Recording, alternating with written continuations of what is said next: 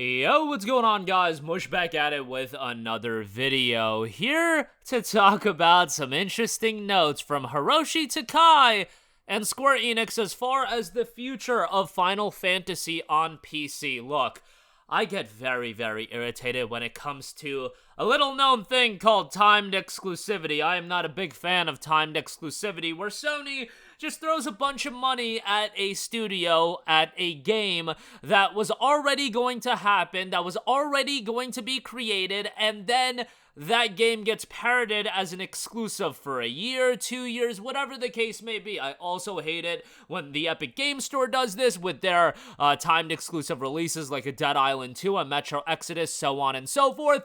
From a publisher, a developer standpoint, I get it. You gotta get the bag. Go chase the bag. I understand how this game is played. I'm still going to call it out for being absolutely lame. And there is a situation of no situation is created absolutely equally. I get it from the standpoint of potentially, because I don't know the ins and outs, a Rise of Ronin, a Stellar Blade. Those games have timed exclusivity attached to PlayStation as well, but it looks like PlayStation had a hand of actually making those games happen. Those games were directly published by PlayStation, so I understand it from that standpoint. Would those games have been created without the involvement of PlayStation? I don't know. There's no definitive way for me to say. We do know that Stellar Blade is possibly coming to PC here shortly. An announcement might be coming shortly. More on that in a future video. But as far as Final Fantasy goes, Final Fantasy 16, who are we kidding? Are we gonna start pretending that Final Fantasy 16 wouldn't have happened if Sony didn't come up with a dump truck of money to just toss at Square Enix?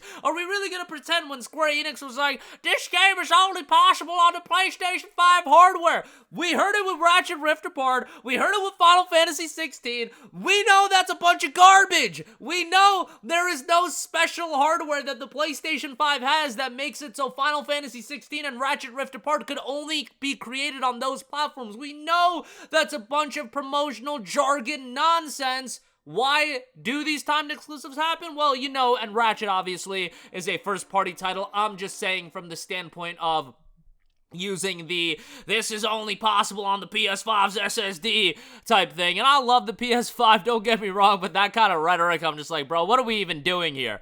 But obviously in the case of Final Fantasy 16, the game would have happened. It's certainly possible on PC. The game's running on PC. It can run on your PC literally right now because there's a demo out, but what does this mean for the future of Final Fantasy? Are they going to continue going this route? At some point, I do feel like this does damage to Final Fantasy as a brand for a wide variety of reasons. But speaking of Games Radar Plus, Hiroshi Takai reflects on the decision to launch Final Fantasy 16's PC version out of step from the PS5 version and whether that's something we'll see going forward. Takai says, I think it's possible, probably even likely, as far as Final Fantasy games seeing a day one release on PC. That said, my team in charge of each project gets to decide its own policy, so this is just my personal opinion.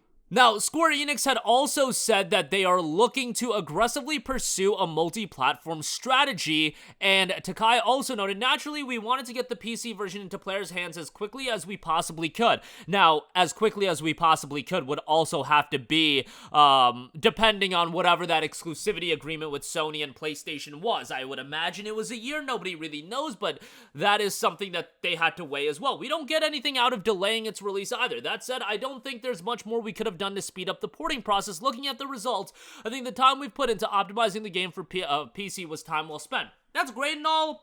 You know, spend time getting the port right. We've seen so many garbage ports, but at the same time, if there was work being done on the PC version concurrently with the console version, I truly believe they could get this game out on PC day and day with console versions. There's no reason why Black Myth Wukong, you know, so many other games. I just refer to Black Myth Wukong because it just came out, but like a billion games come out coinciding with the console release. The majority of games, there's just instances like Final Fantasy 16 that also have timed exclusivity involved that they don't come right away to PC. And I truly do believe the reasoning for that is just because Sony's paying money and not much else.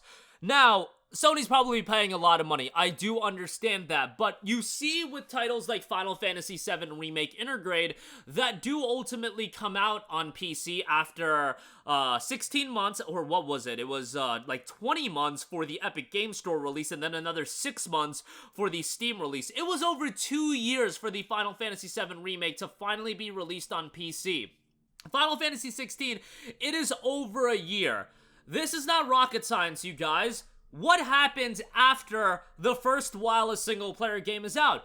The hype subsides. There's other games that come out. The interest wanes to other projects. No games can sustain that level of interest after its initial launch. It is just not possible. I understand why Sony does it with their games, because they are desperate to get you into their ecosystem, buying games on their platform, and, selling you PlayStation Plus, everything like that. But Square Enix is legitimately, and this is not hyperbole, I legitimately believe they are damaging Final Fantasy as a brand by keeping it PlayStation exclusive because, and let me reiterate, because of the growth of PC gaming. Xbox is what it is. It'd be nice to have that game on Xbox, but I genuinely believe you are missing out on a lot of sales right out the gate if by not releasing the game on PC. And more than anything, what you are missing out on is that momentum, that snowball effect, that rhetoric just being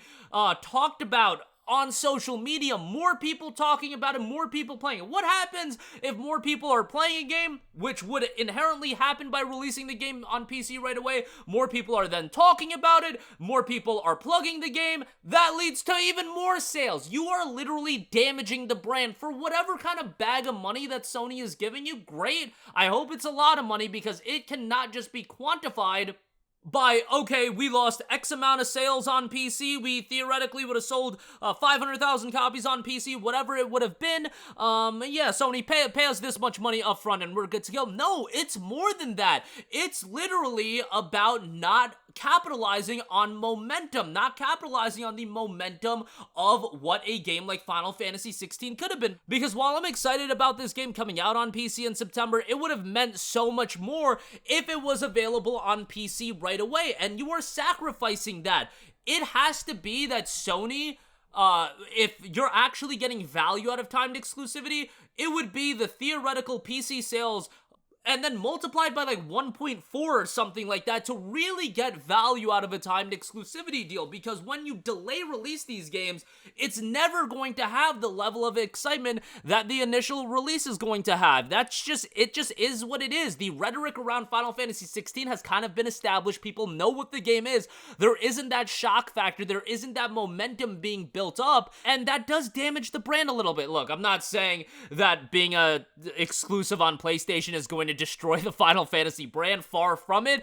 I'm just saying the Final Fantasy brand could be bigger if it was available on more platforms. That's not rocket science, you guys. That's not me saying something amazing, but I do think Square is feeling the effects of that, because they're saying FF16 underperformed commercially from their expectations. They're saying that about FF7 Rebirth. Well, what if these games came out on PC day one, and given how many people are playing these games on PC these days, you see these concurrent player count numbers.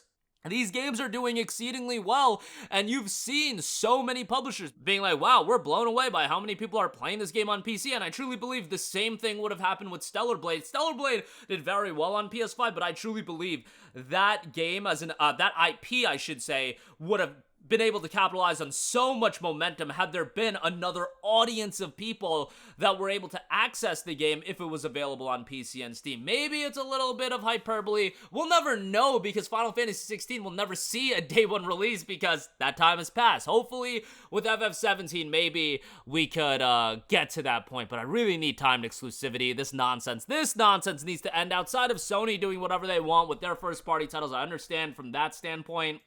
And hey, if they're offering obscene amounts of money to Square Enix, I can even understand, but understand this as well, that you're putting a ceiling on Final Fantasy as an IP with these mainline releases. That's just facts. You cannot argue that. You are putting an artificial ceiling on how well these games could do if you're limiting the platform, limiting the accessibility. That goes without saying, but that'll do it for me. Let me know all your thoughts in the comments section down below, and I will catch you guys in the next one. Peace out. Hey, what's going on, guys? Mush here again. Hope you enjoyed the video. As you guys might know, YouTube's notification system is sometimes a little bit wonky, even if you're subscribed to the channel. Maybe you're not abundantly aware that I uploaded a video. To remedy that situation, make sure you hit the bell notification button. This way, whenever I upload a new video, and I try to upload as consistently as possible, you will be notified directly of the upload, and you can watch it as soon as it goes live. I would really appreciate if you guys hit that button so you can stay up to date with all of the content I'm posting. But as always, guys, thanks for watching, and I'll catch you guys in the next one. Peace out.